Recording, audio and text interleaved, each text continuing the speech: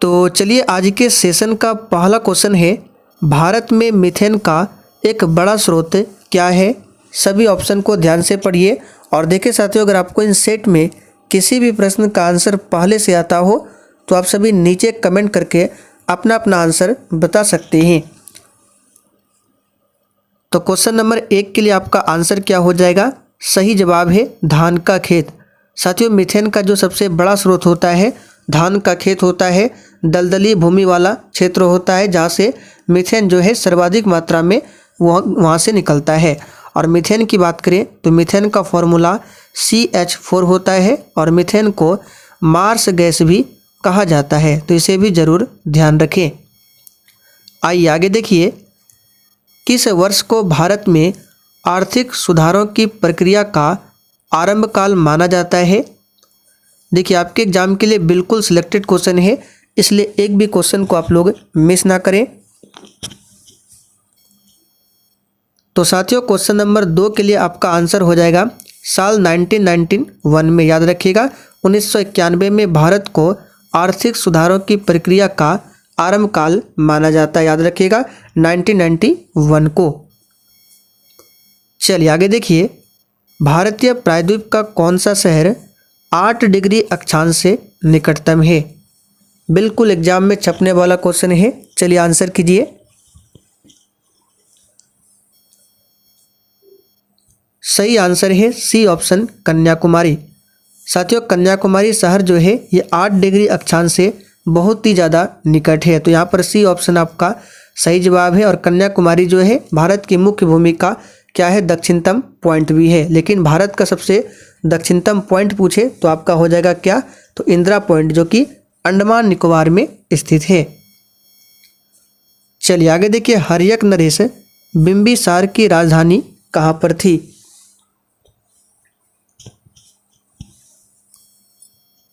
सही आंसर है C option, Rajgir. साथियों, राजगीर का एक और नाम है गिरिव्रज। गिरिव्रज ध्यान रखेंगे, जो कि हर्यक नरेश बिंबिसार की राजधानी थी। बिंबिसार ने ही हर्यक वंश की स्थापना किया था, याद रखिएगा। और इनका पुत्र कौन हुआ? अजातशत्रु।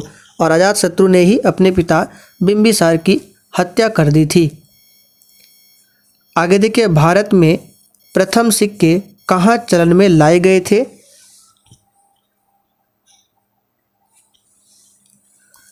सही आंसर है बिहार व पूर्वी उत्तर प्रदेश में। ध्यान रखेंगे।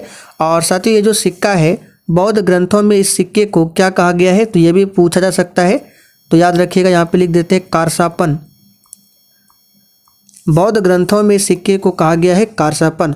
और ये जो सिक्का था किसका सिक्का था, तो ये चांदी का सिक्का था, तो इसे भी आप लोग जरूर ध्यान रखें।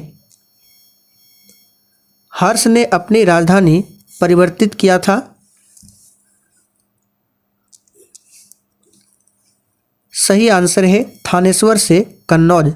साथियों, हर्ष ने अपनी राजधानी को थानेश्वर से कन्नौज किया था, तो यहाँ पर ए ऑप्शन अगर आपने दिया है तो आपका बिल्कुल राइट आंसर है थानेश्वर से कन्नौज। अजंता की चित्रकारी इन कथाओं को चित्रण करती है। चलिए, जितने भी क्वेश्चन आपके सही हो रहे हैं आप लोग साइड में कॉपी में लिखते चलिए और बिल्कुल ईमानदारी पूर्वक अपना अपना स्कोर कमेंट करके हमें बताना है। सही आंसर है जातक। साथियों, अजंता की चित्रकारी जो है ये गुप्तकालीन चित्रकला है और ये जातक कथाओं का चित्रण करती है। विहार शब्द का अर्थ क्या है? अब यहाँ पर देखिए, आपको बिल्कुल सोच समझकर आंसर करना है, कन्फ्यूजन वाला क्वेश्चन है। तो यहाँ पर कुछ बच्चों ने आंसर किया होगा बौद्धत्व को और कुछ बच्चों ने आंसर किया होगा पर्यटन। तो जो भी पर्यटन आंसर दे रहे हैं उनका बिल्कुल सही जवाब है। विहार शब्द का मतलब क्या होता है? पर्यटन। देखिए, बिहार नहीं है, ये क्या है? विहार। इसका मतलब होता है पर्यटन। ऑप्शन के अकॉर्डिंग। सिंधु घाटी सभ्यता के लोग किसकी पूजा करते थे?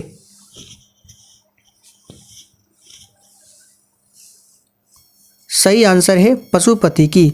साथियों, सिंधु घाटी सभ्यता के जो लोग थे पशुपति की पूजा करते थे। और यहाँ से क्वेश्चन बन सकता है वैदिक काल में किसकी पूजा करते थे? तो वैदिक काल में प्रकृति की पूजा किया करते थे। तो दोनों फैक्टों को आप लोग ध्यान रखें। सूर्य और पृथ्वी के मध्य न्यूनतम दूरी क्या रहती है? सही आंसर है 3 जनवरी को। सूर्य और पृथ्वी के मध्य न्यूनतम दूरी को कहा जाता है उपसौर। यहाँ पे लिख देते हैं उपसौर। और ये स्थिति कब बनती है? तो 3 जनवरी को। और सूर्य और पृथ्वी के मध्य अधिकतम दूरी को कहा जाता है अपसौर। अपसौर। और अपसौर की स्थिति जो है वो 4 जुलाई को होती है।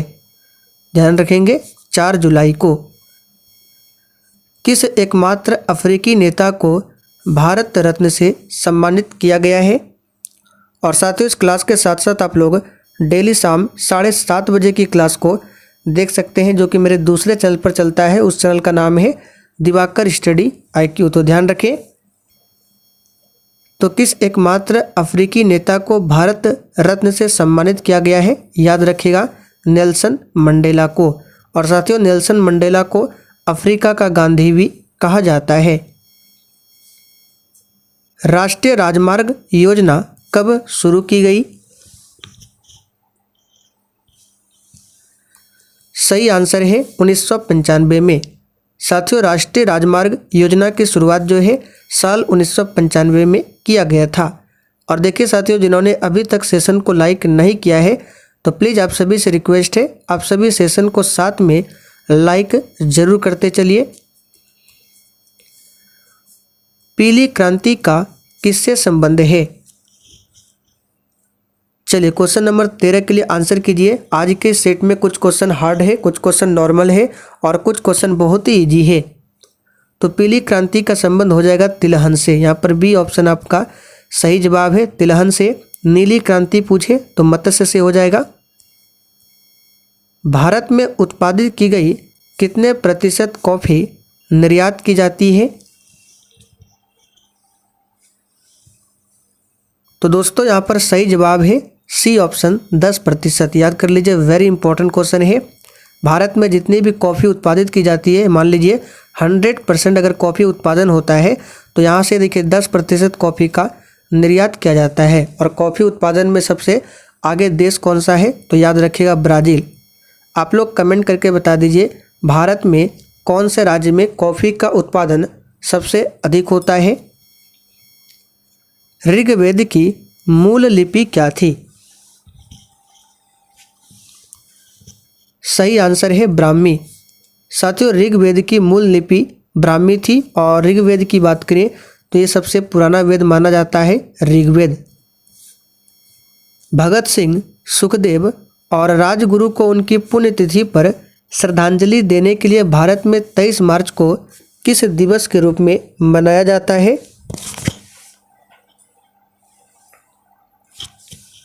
सही आंसर है शहीद दिवस।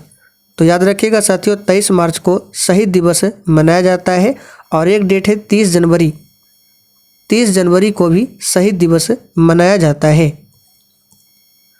राष्ट्रीय सफाई कर्मचारी आयोग की स्थापना कब होती है? सही आंसर है बी ऑप्शन 1994 में। साथियों राष्ट्रीय सफाई कर्मचारी आयोग की स्थापना 1994 में किया गया था। आगे देखिए ऑपरेशन पवन भारत द्वारा उसके किस पड़ोसी देश में किया गया एक शांति स्थापना का ऑपरेशन था? सही आंसर है श्रीलंका। डी ऑप्शन आपका सही जवाब है श्रीलंका। और साथियों श्रीलंका देश की सबसे लंबी नदी का नाम पूछा जाता है जो कि महावेली गंगा है। इसे जरूर ध्यान रखें, महावेली गंगा।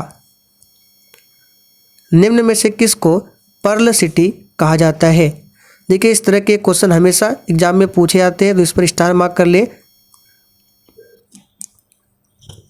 तो पर्ल सिटी हो गया, पिंक सिटी हो गया। तो पिंक सिटी जयपुर को कहा जाता है और पर्ल सिटी हैदराबाद को कहा जाता है। साथियों हैदराबाद की बात करें तो ये मूसी नदी के किनारे बसा हुआ है हैदराबाद। निम्न में से कौन सा स्मारक विश्व धरोहर के स्मारकों में सबसे पहला बसा हुआ स्मारक है?